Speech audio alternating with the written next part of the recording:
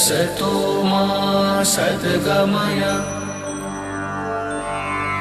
तमसो मा ज्योतिर्गमय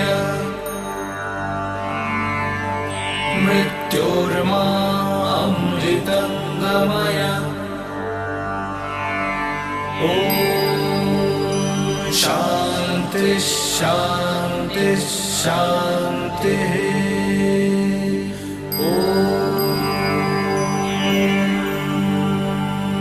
1886, October. Calcutta, the then capital of India. A group of young men came to live together in a dilapidated house at Baranagore in North Calcutta. They were forsaken as some worthless, destitute boys. But they were molded by the ideas and ideals of their spiritual master, Sri Ramakrishna Paramahansa. Sri Ramakrishna had passed away a few months ago. But before that, he had instilled in them the love for God, the spirit of renunciation and brotherly love. One day, at the Kashipur garden house, Sri Ramakrishna distributed ochre robes to them and sent them out to beg food. In this way, he himself initiated them into a life of renunciation and laid the foundation of a new monastic order. The resolve of these youngsters to form a brotherhood was strengthened a couple of months later at Atpur on a Christmas Eve. In Baranagore Math, the days were of extreme struggle and hardship. They lived on what chance brought to them. But it could not shake their resolve. Sri Ramakrishna's words constantly rang in their ears. The goal of human life is God realization. Forgetting sleep, they spent the nights in spiritual practices. They immersed themselves in meditation.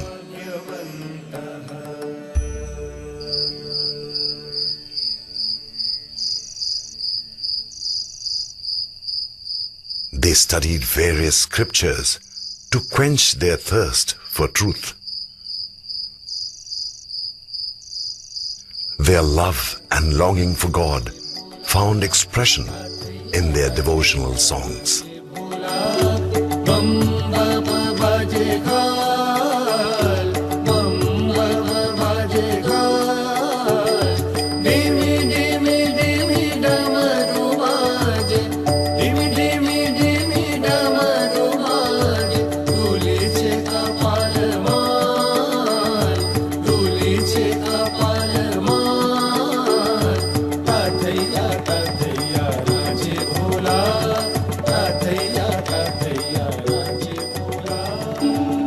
Under the able leadership of Swami Vivekananda, these young men took the vows of monasticism and started a monastic brotherhood in the name of Sri Ramakrishna.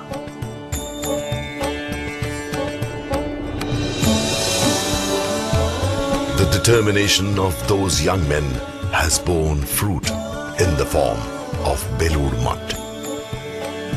Today, Balur Math has become the heart of the worldwide spiritual movement known as the Ramakrishna movement.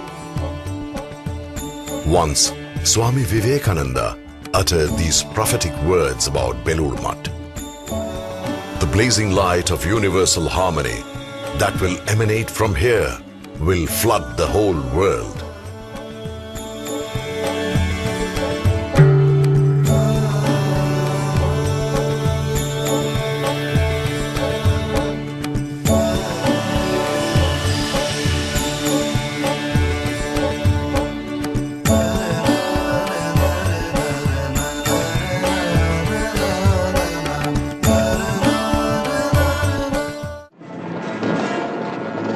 The middle of the 19th century. India had been occupied by foreign powers for a long time. Indian culture and its values had got concealed under layers of ignorance. The West, however, saw rapid progress in the fields of science and technology, spearheaded by the Industrial Revolution. Discord prevailed among the followers of different faiths.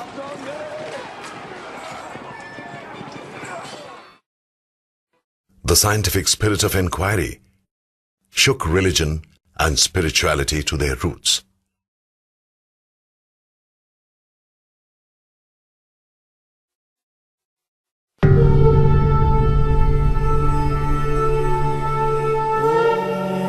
The time was right for somebody to experimentally verify the fundamentals of spirituality and establish the very essential harmony of all religions.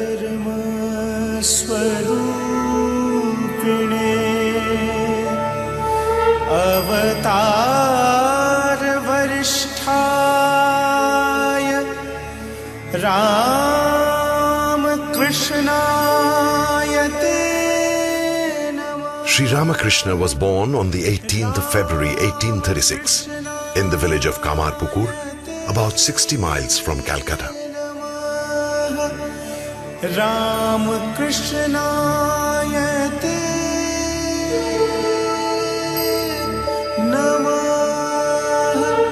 He had a spiritual disposition from his childhood and was disinclined towards formal education and worldly affairs right from his early days. In his youth, he was appointed a priest in Kali temple at Dakshineshwar. God is worshipped here as the Divine Mother.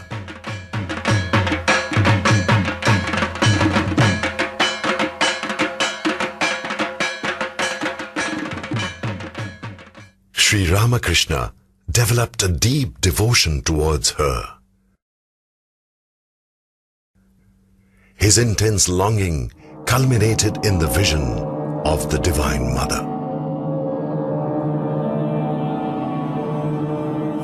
Sri Sarada Devi, popularly known as Holy Mother, was the spiritual consort of Sri Ramakrishna. She was born on 22nd of December 1853 in Joyrambati, a village in West Bengal. In due time, after her marriage with Sri Ramakrishna, she stayed with him in Dakshineshwar and served him as a devoted wife.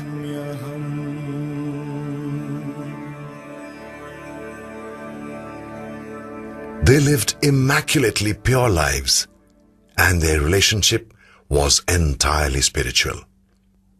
She is regarded as the first disciple of Sri Ramakrishna. Once, Sri Ramakrishna ritually worshipped Sarada Devi as the Divine Mother and thus awakened universal motherhood in her. Sri Ramakrishna's strong inner urge impelled him to follow various spiritual disciplines described in Hindu scriptures and realize God through them.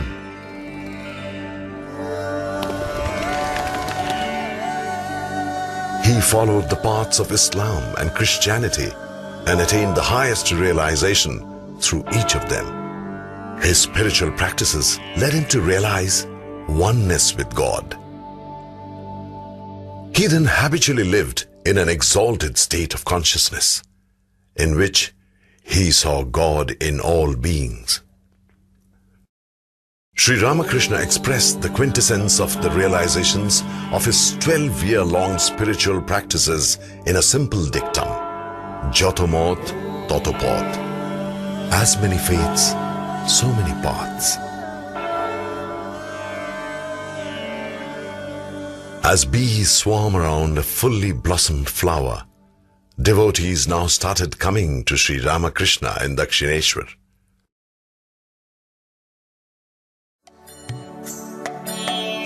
এসেছে নতুন মানুষ দেখবি যদি আয় চলে তার বিবেক বৈরাগ্য ঝুলি দুই কাঁধে সদা ঝুলে There was another group of young boys who later became monks. The foremost among these young disciples was Swami Vivekananda. Narendranath Datta, who was later on known as Swami Vivekananda, was born in Calcutta in 1863.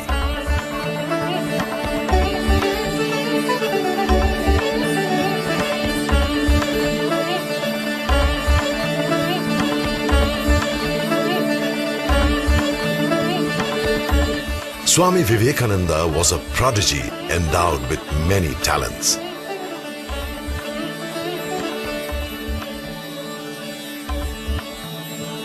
He had acquired a vast knowledge of different subjects, including Indian and Western philosophy and history. At the threshold of youth, Vivekananda passed through a period of spiritual crisis. He was assailed by doubts about the existence of God. It was then that he first heard about Sri Ramakrishna.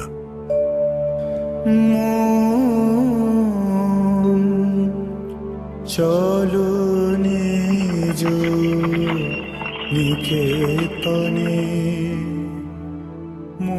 One day, Vivekananda's quest for truth brought him to the doorstep of Sri Ramakrishna.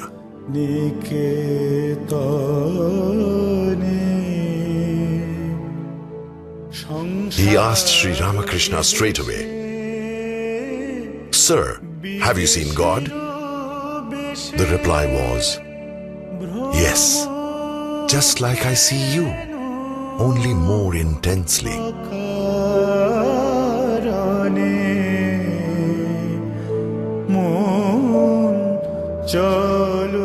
Under the loving guidance of his master, Vivekananda blossomed into a spiritual luminary.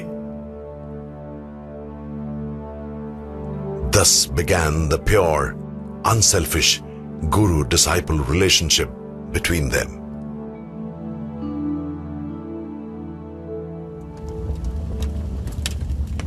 In 1886, Sri Ramakrishna passed away, leaving his disciples in deep distress. Swami Vivekananda took up the responsibility of guiding his brother disciples. A dilapidated house in Boranagar was rented. This house became the first address of the monastic brotherhood known as Ramakrishna Math. There were 16 monastic disciples of Sri Ramakrishna.